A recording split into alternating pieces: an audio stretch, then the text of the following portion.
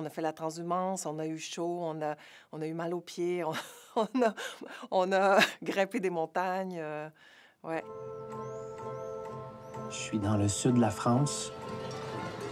Je suis désolé, j'ai pas dit à tout le monde que je partais. Il n'est pas berger quand il commence.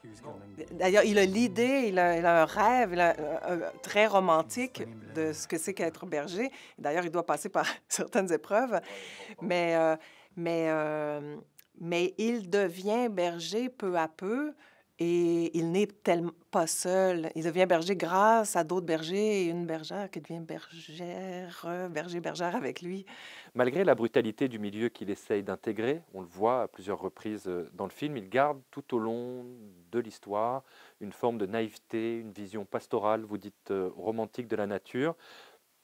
Et je dirais même que d'une certaine manière, il arrive à garder ses sentiments intacts malgré toutes les épreuves.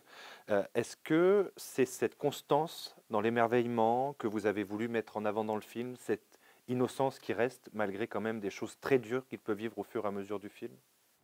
Oui, je pense que j'ai voulu préserver cette candeur. C'est ça. Oui, la candeur de Mathias.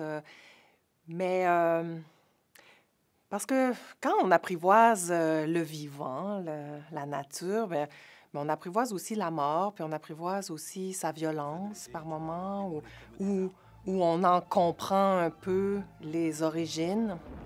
Donc oui, c'est parfois difficile, mais ça fait partie de sa transformation.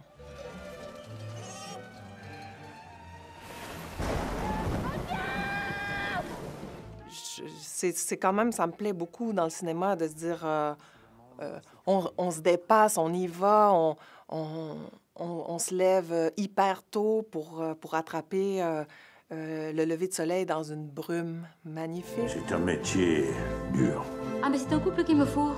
Le troupeau doit transhumer à pied dans les gorges jusqu'aux Alpes. Je dois vous avouer que j'ai aucune expérience dans la montagne. Il n'y a que la montagne qui apprend à la montagne. Un troupeau, tu contrôles la tête, la queue suit tout le temps.